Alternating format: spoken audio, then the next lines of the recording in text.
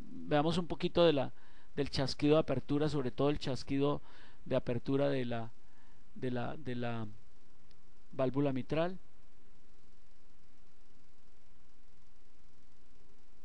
Se debe a la apertura de una válvula atrioventricular gruesa, más frecuente la mitral. Se encuentra frecuentemente la mitral, tiene un característico tono alto, ocurre al comienzo de la diástole, después del segundo ruido, no es fácil oírlo, se ausculta justo medial al ápice y en el borde external izquierdo, y con frecuencia seguido por un soplo en crescendo. Chasquido de apertura protodiastólico con un soplo presistólico. Vamos a intentar escucharlo.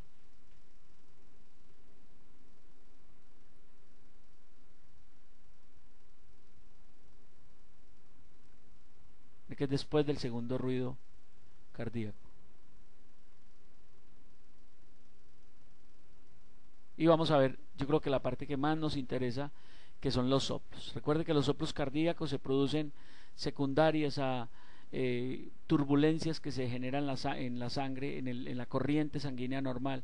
Esas turbulencias pueden ser ocasionadas porque hay obstrucción de salidas, por ejemplo, obstrucción de las salidas de las sigmoideas, estenosis aórtica pulmonar, o esos soplos pueden ser por insuficiencia tanto de esas mismas válvulas como de las válvulas atrioventriculares, o esos soplos pueden ser por comunicaciones, por ejemplo interventricular que genera un soplo, esa misma comunicación, o comunicación interauricular que genera es un soplo por chun de izquierda a derecha y aumento del flujo a través de la válvula pulmonar y de una especie de estenosis pulmonar, o puede ser por ejemplo por fístulas arteriovenosas que también dan ese ruido anormal, o también puede ser por aumento del flujo sanguíneo como en la embarazada, en las anemias que se altera el flujo normal por ductus arterioso persistente.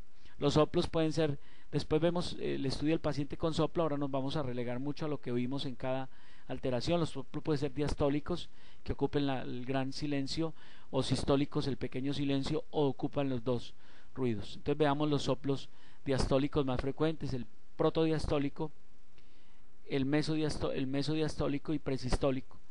Protodiastólico entonces es el típico soplo, es el de la insuficiencia aórtica. Causa frecuente la fiebre reumática, causa relativamente frecuente las enfermedades del colágeno, la artritis reumatoidea, la que se asocia con ectivopatías como la enfermedad de Ehlers-Danlos, el síndrome de Marfan. Entonces vamos a ver cómo se oye su soplo protodiastólico.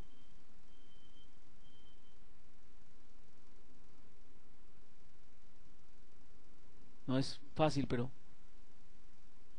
este soplo también quiero contarles que se oye en los pacientes con estos tipos de pacientes de insuficiencia aórtica tienen muchos otros signos característicos, como son la presión arterial diferencial, el signo de Hill, el signo de Still, como son también el baile arterial, el movimiento de la cabeza, el signo de Muset, movimiento de la tráquea, el signo de Müller, el pulso saltón o pulso Zeller, el pulso amplio y alto, el pulso capilar de Quincke, el signo del pistoletazo. ¿Qué más? Es una entidad muy rica semiológicamente hablando. Lo otro es el soplo mesodiastólico presistólico que se ocasiona en la estenosis mitral. Recuerden que la estenosis mitral daba la famosa penta de Duque, donde yo le decía que era una entidad frecuentemente asociada a fiebre reumática, en donde puede ser silenciosa pero puede dar muchos síntomas, entre ellos la hemoptisis, puede producir edema pulmonar, disnea, entonces es hemoptizante, disneizante, dematizante, fibrilizante. Es una entidad que frecuentemente produce fibrilación atrial y puede producir embolización, tromboémbolos sistémicos, por eso se llama la penta de Duque. Escuchémoslo.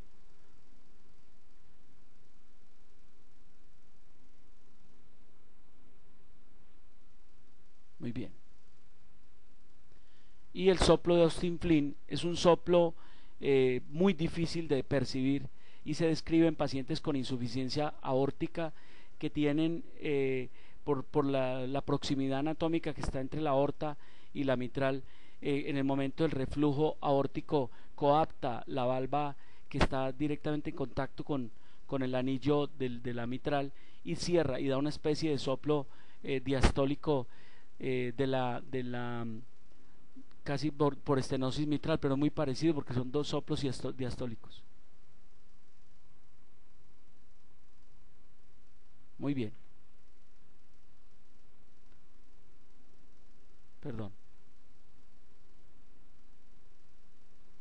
Lo otro serían los soplos sistólicos. Entonces tenemos el soplo de la regurgitación mitral severa, que es el más frecuente, el de prolapso mitral, que es un soplo más leve. El de la regurgitación mitral severa también acompaña sea un soplo orgánico como en la fiebre reumática, sea un soplo funcional como en la insuficiencia mitral funcional por dilatación del anillo, y produce un soplo pansistólico o holosistólico, borra el primer ruido y casi borra el segundo ruido cardíaco. Intentemos percibirlo ahí. Entonces ustedes van a oír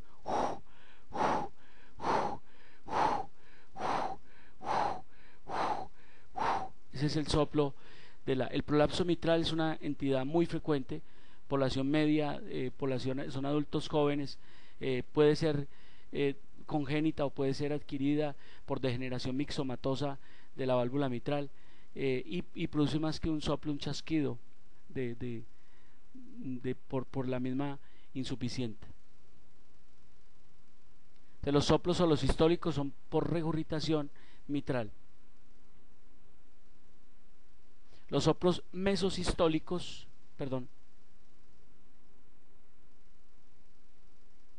Muy bien, los soplos mesosistólicos son los típicos soplos, perdón, por ejemplo, de la estenosis aórtica, que puede ser severa o moderada.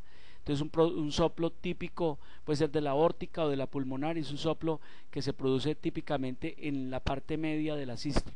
Es un soplo en diamante que hace esto, tum ta, tum ta. Intentemos mirarlo en la presentación. Mire, sistólico, rudo, tum ta, tum ta, tum ta, ¿sí? El soplo de la estenosis pulmonar es muy parecido, pero se escucha en el foco pulmonar. Son soplos. Un soplo, este tiene un tinte como metálico, ¿sí? Muy intenso. Es una estenosis pulmonar, puede ser estenosis pulmonar congénita. En la mitad de la sístole. Y el soplo telesistólico, aquí vamos a ver el prolapso mitral que produce.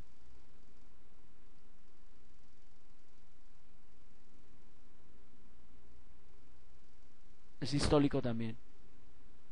Es casi un clic metálico.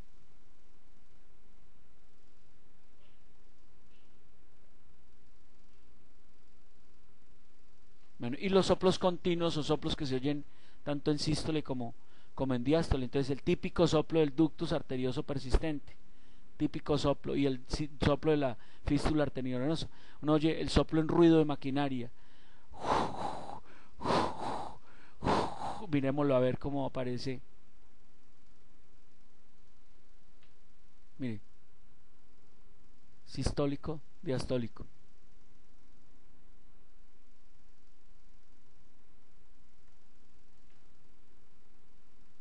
Entonces traduce un flujo continuo de sangre a través de una cavidad de una alta presión de una baja, alta presión a baja presión.